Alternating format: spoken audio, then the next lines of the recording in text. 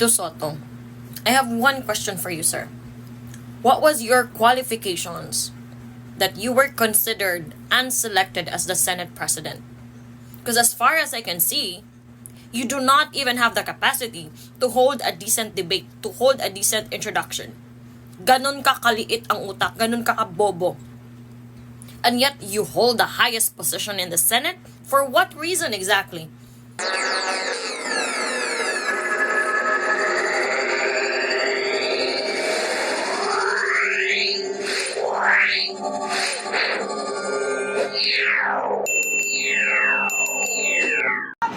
Kaya kayo naawa sa amin! Nagdurusa kami! Mga hayop kayo! Ikaw na! Bongbong Marcos Bagang! Isa kami sa mga nabulol mo! Isa pa ako sa nagampanya! Pati ka mag-anak ko! Manano ka lang na hayop ka! Hayop talaga! Nabudol mo kami! Hayop ka! Mag-resign ka na! Isa ka pa dito, Soto! Kandidato ka lang sa impyerno! Ang gusto ko lang, balitan ulit ang Senate President na bobo! Tama! Mga bobo lalo na sinakson na sinisimpatiya sa mga kurakot na politiko! Hindi na kayo naawa sa amin! Nagdurusa kami! Mga hayop kayo! Ikaw na! Bongbong Marcos Bagang! Isa kami sa mga nabulol mo! Isa pa ako sa nagampanya! Pati ka mag-anak ko! Manano ka lang na hayop ka! Hayop talaga! Nabudol mo kami! Hayop ka! Mag-resign ka na! Isa ka pa dito, Soto! Kandidato ka lang sa impyerno! Tag Tito Soto, I have one question for you, sir. What was your qualifications that you were considered and selected as the Senate President? Because as far as I can see, you do not even have the capacity to hold a decent debate, to hold a decent introduction. Ganon ka kaliit ang utak, ganon ka kabobo.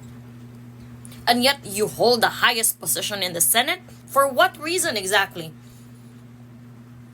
Were you selected para pagtakpan, which is obviously that's what's happening right now, para pagtakpan ang mga anomalya, ang mga kasama mo sa flood control project? You are there. You are selected to shield them, and that's a shame.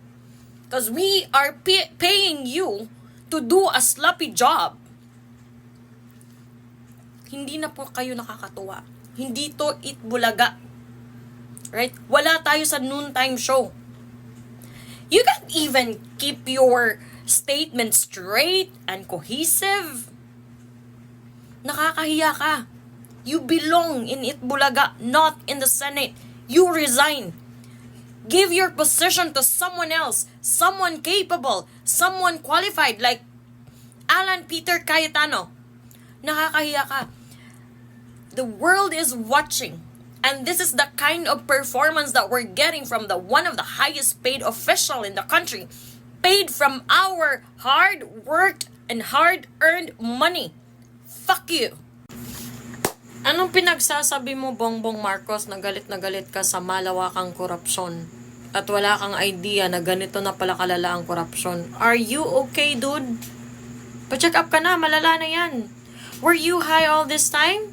Or were you sleeping all this time? Nakakahiya ka. Yung apelyido mo spells like plunder, liar, and evil. Yun. Are you proud that that's the legacy that you will leave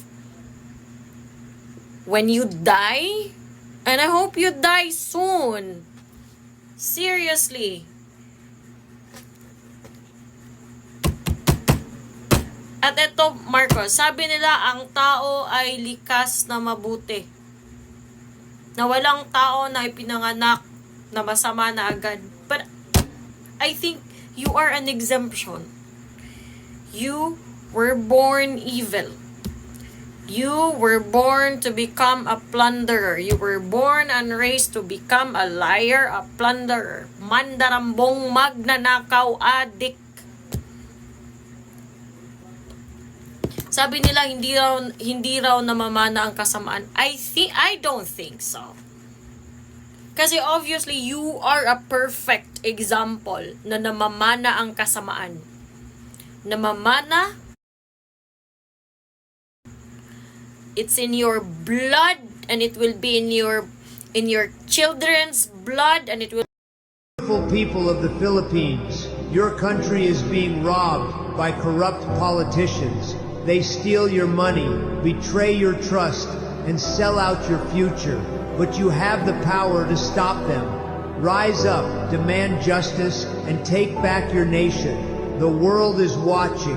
Be brave, be bold, and fight for the Philippines you deserve. God bless you, and God bless the Philippines.